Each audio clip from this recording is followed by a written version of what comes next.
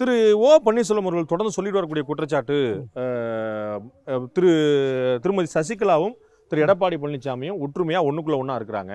அவர்களுக்குள்ள பிரிவோ விரிசலோ கிடையாது. சசிகலா அவர்கள் சொல்லதான் திரு எடப்பாடி பழனிசாமி செய்யறாருன்னு திரு ஓ பன்னீர்செல்வம் குற்றச்சாட்டை சொல்லிட்டு இருக்காரு.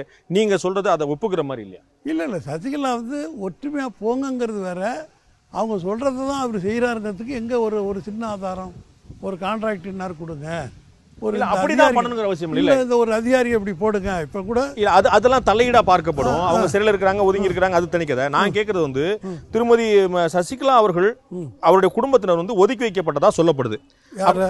திருமதி சசிகலா குடும்பத்தினர் வந்து அதிமுக ஒதுக்கி வைக்கப்பட்டதா ஒரு பேச்சு ஓடிட்டு இருந்துச்சு. இதுதான் அந்த அமைச்சர் பெருமக்கள் மத்தவங்க எல்லாம் சொன்னது கூட. இப்ப நடக்கக்கூடிய விஷயங்களும் நீங்க சொல்லக்கூடிய விஷயம் பார்த்தா திருமதி சசிகலா அவருடைய ஒப்புதலோடு தான் திரு எடப்பாடி பழனிசாமி அமைச்சரவை செயல்படுகிறது, அரசு செயல்படுகிறது. அவங்க சொல்லி தான் ஒதுக்கி வச்சிருக்காங்களோ? குற்றச்சாட்டு உண்மையாக அவருடைய குற்றச்சாட்டை யாரு தமிழ்நாட்டில் நீங்க உங்க மீடியாக்கள் ஹைப் தண்டதால சாதாரண மக்களிடத்துல என்னோட வாங்க, நான் அதே தேனி மாவட்டத்தில் நான் வர்றேன், உங்க டிவி கேமரா எல்லாரோடையும் வாங்க, நான் கேட்குறேன் நீங்கள் என்னென்ன கேள்வி கேட்குறீங்களோ அதை அப்படியும் கேட்குறேன். அவர் மேலே எவ்வளோ நம்பிக்கை அந்த மக்கள் வச்சுருக்காங்கிறத நீங்கள் புரிஞ்சுக்கிட்டு அப்புறம் கேளுங்க. சொந்த மாவட்டத்தில் அவருக்கு நம்பிக்கை இல்லை, ஆனாலும் அந்த இருக்கிற மற்ற எம்எல்ஏக்கெல்லாம் யாரோட இருக்கா? அவர் கூட இல்லை. சரி, ரெட்டையிலேயே கிடைச்சா கூட நாளைக்கு அவர் போட்டியில் ஜெயிக்க முடியுமா? முடியும்னு சொல்லுங்க, நான் அவரை தோக்கடிச்சு காட்டுறேன். சிபிஐ என்கொயரின்னு சொல்கிறாரு. சொந்த தாயை வந்து செத்து போனால் குடும்பத்துக்குள்ளே ஏதோ ஒரு இதில் குடும்ப சண்டைகளில் கூட சில பேர் ஷாக் ஆகி இறந்துருப்பாங்க.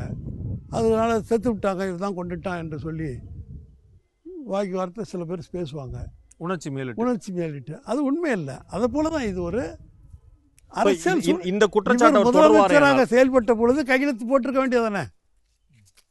we are ready for CBI inquiry. பூர்வாங்க பணியில நான் ஆரம்பிச்சேன், அப்பதான் இந்த கையெழுத்து வாங்கிட்டாங்க. இப்போ எங்களுக்கு ஒன்றும் பிரச்சனை இல்லை.